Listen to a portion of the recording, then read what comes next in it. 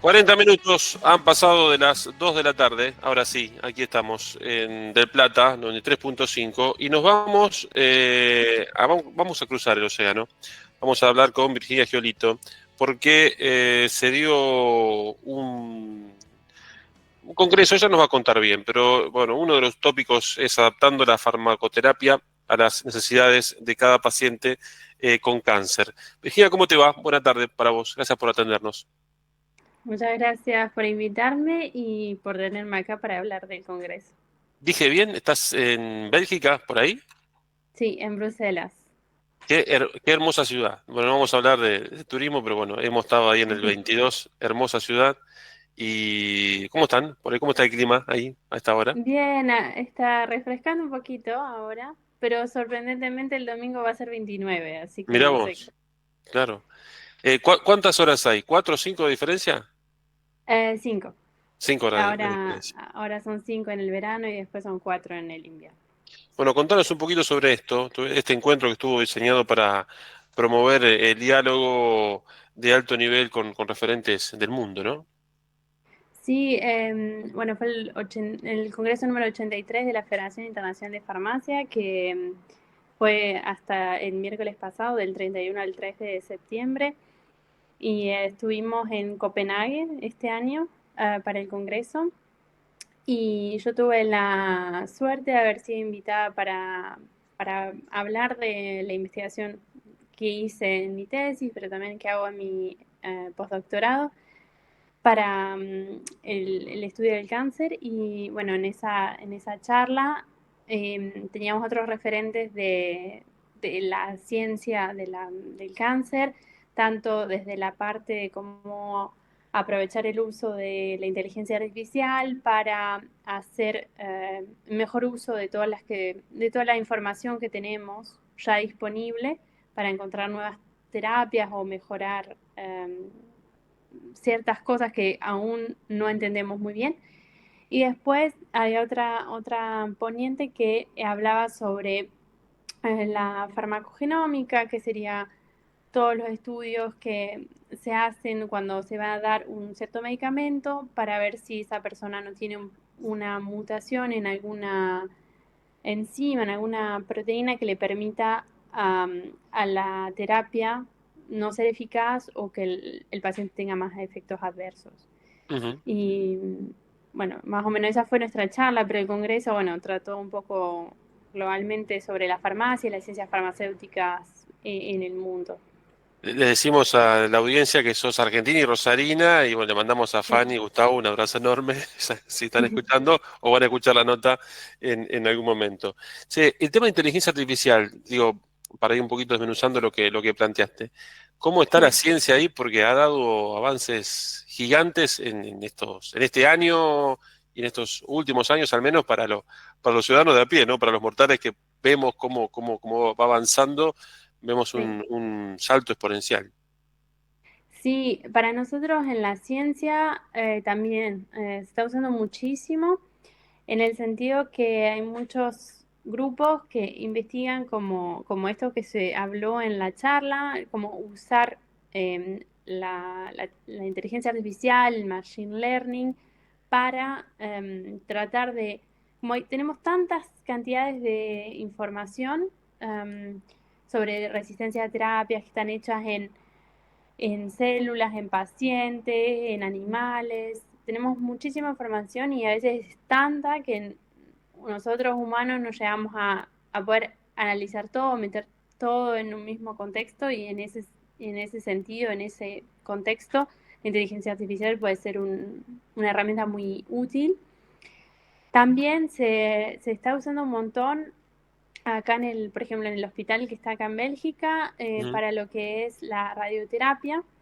Y, por ejemplo, con la inteligencia artificial pueden, por ejemplo, si tienen que irradiar un pulmón, ver cómo fluctúa el pulmón cuando la persona respira mientras lo están irradiando y corregir para evitar de irradiar otro órgano, por ejemplo, que no es, o otra parte del pulmón, por ejemplo, que no hay un tumor, por ejemplo.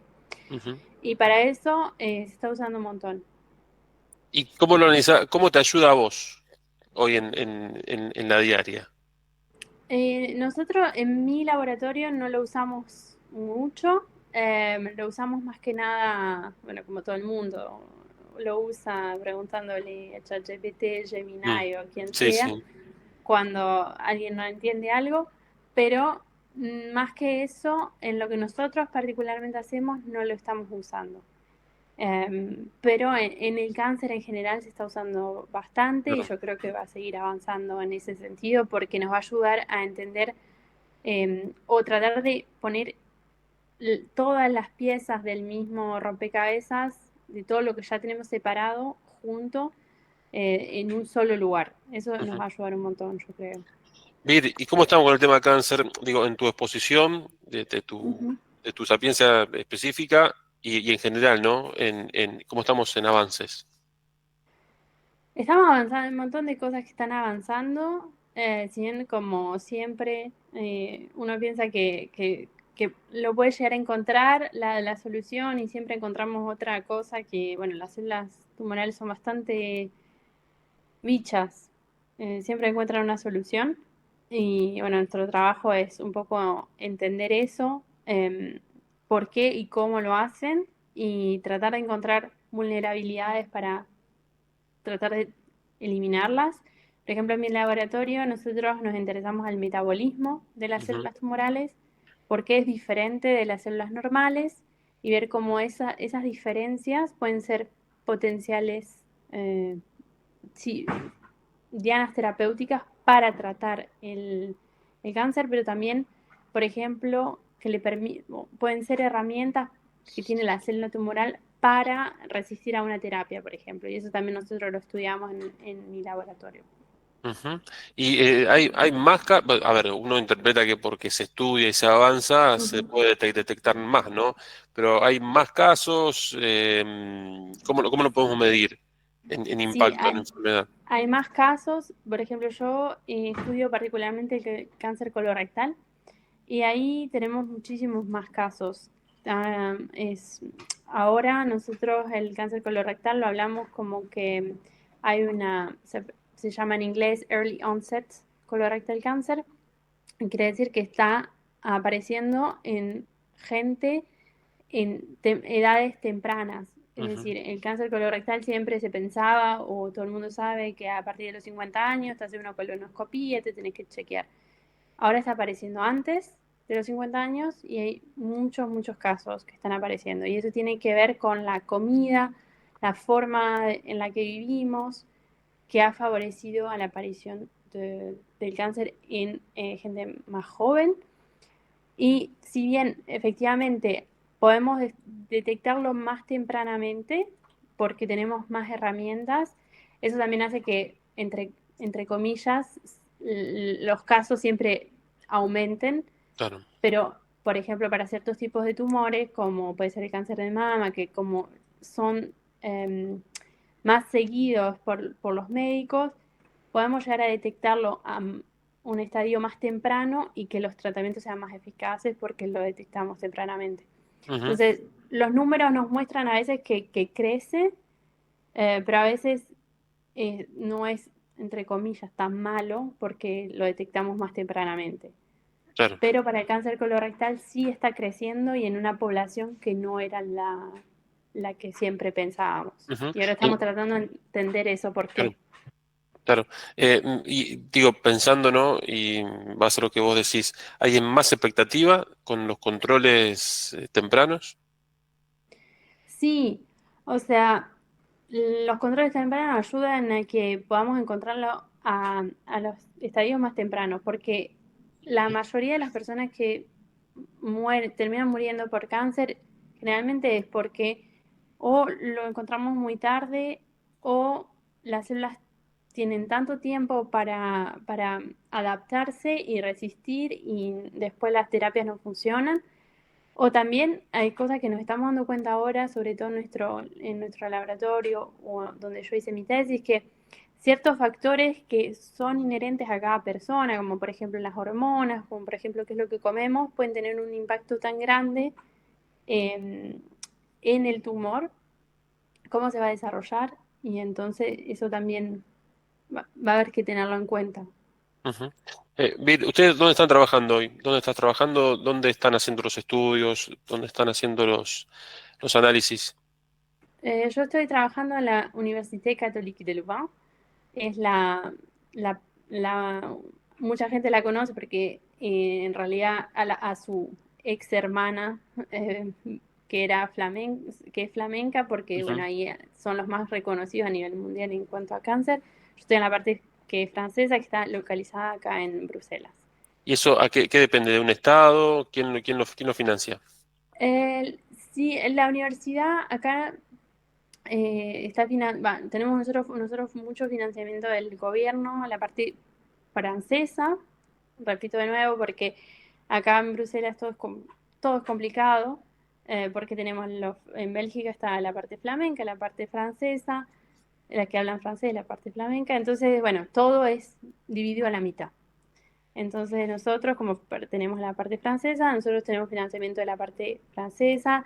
También una cosa que es muy buena, tanto en Bélgica como en otros países, es que también tenemos fundaciones que nos pueden llegar a financiar y también donaciones. La gente puede donar para la investigación del cáncer. Ujú. Cuando ves que se escucha, ¿no? Que por ahí se ataca a los científicos en Argentina o se desfinancia, ¿qué sentís? Y siempre me duele y aparte siempre todo el mundo, bueno, cuando estás acá te pregunta, ay, ¿no te gustaría volver? Claro.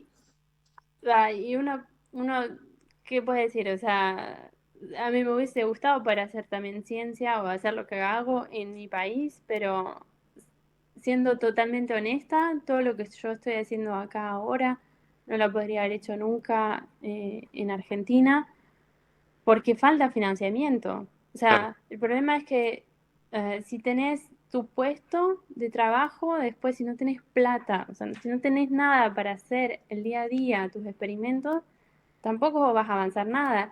Y también pasa que la gente que trabaja en el CONICET y todo, hacen sus experimentos, hacen el mejor trabajo y después tienen que publicarlo. Y las publicaciones hoy en día están tan caras, hay que pagar para publicar. Es una cosa tan idiota que tenemos en el sistema científico, que nosotros pagamos para publicar nuestros propios papers y que después tenemos que pagar para leer nuestros propios papers.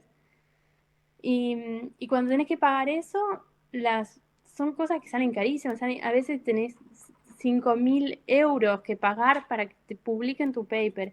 Y es un Claro. montón. Entonces, ya incluso a gente acá en Europa a veces le cuesta, imagínate en Argentina. Ujú.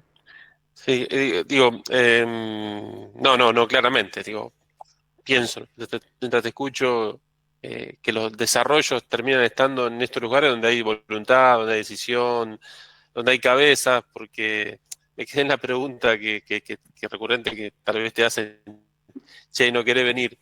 Claro, pero ¿hacer qué? Y digo, como vos, un montón de científicos y cerebros que nada, que para poder crecer, desarrollar y volcar nada, este potencial como tenés vos, que tienen mucho, no hay otra opción, no hay una política seria que No, trascienda las banderas políticas que diga, che, vamos a capitalizar todos estos Maradonas, Messi que tenemos en el país por hacer alguna analogía con el fútbol que despierta pasiones. sí, no, y claramente, o sea, allá, y hay una cosa que yo lo noto muchísimo y todo el mundo que viene a Argentina, o cuando nos encontramos con otros científicos de Argentina, y te pones a hablar. Por ejemplo, yo conozco otro rosarino que está acá, y él tiene su equipo, es investigador principal hace varios años, también rosarino, y hablando con él una vez me decía, nosotros, la gente que sale de la Universidad Nacional de Rosario está preparadísima, millones de veces, a veces mucho más preparada para el trabajo de día a día que la gente que sale de las universidades de acá. El problema es ese, que tenemos un montón de cerebros, pero no sabemos retenerlos. No sabemos, Claro. no los retenemos porque falta eso, falta financiamiento, falta sostén a la ciencia. Como pasa acá, que acá al final no solo es el gobierno que sostiene a la ciencia, sino, por ejemplo, acá en Bruselas o en Bélgica, hay todos los años una campaña que, por ejemplo, se llama Televí y lo que hacen es juntar dinero por donaciones, que la gente llama, como pasa en Argentina por otras cosas, pero es todos los años es solo para la investigación contra el cáncer. Y se juntan millones de euros, Claro.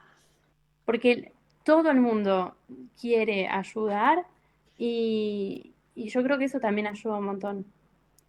Y qué paradójico que tenemos buenos formadores, tenemos buenos Ujú, espacios de formación, pero después falta la de poner en práctica esa formación. sí, es tal cual. Como Copenhague, ¿qué otros? Porque venís participando de congresos. Digo, nada, qué bueno, qué orgullo y qué también nutritivo para vos como experiencia en el intercambio con otros científicos del mundo. Sí, bueno, nosotros, este fue como, como lo máximo porque me invitaron como poniente, entonces como ponente, entonces estaba como, bueno, era mi primera verdaderamente en un congreso internacional, así como que alguien me llamara a hablar, porque generalmente porque mandas tu abstract y, o sea, estás diciendo, "Oh, yo quisiera hablar o aceptame". Y esta vez me invitaron a mí por mi experiencia, así que para mí fue una experiencia aún mayor. Pero si no, también estuve, bueno, de la Federación Internacional de Farmacia, yo había tenido la suerte también de haber podido mostrar mi investigación de lo que era mi máster en su momento, o sea, en mi carrera en Argentina, en el congreso que fue en Estocolmo de la Federación Internacional de Farmacia. Y después, bueno, sí, estuve presentando en todos los congresos que eran más de mi otro campo, no de la farmacia, sino del metabolismo contra el cáncer o lo que yo estuve estudiando durante mi tesis. Y eso, por ejemplo, tuvimos un congreso que yo ayudé a organizarlo este julio pasado acá en Bruselas. María Virginia, no te voy a decir cuándo vas a venir. Te voy a decir que no, sos un orgullo grande, grande para nosotros. Eso, sabelo. Y nada, metele pata que en cada hora que le metés, sabemos que en algún momento vas a salvar millones de vidas. Así que nada, vos y muchos más, denle para adelante y estamos más que agradecidos.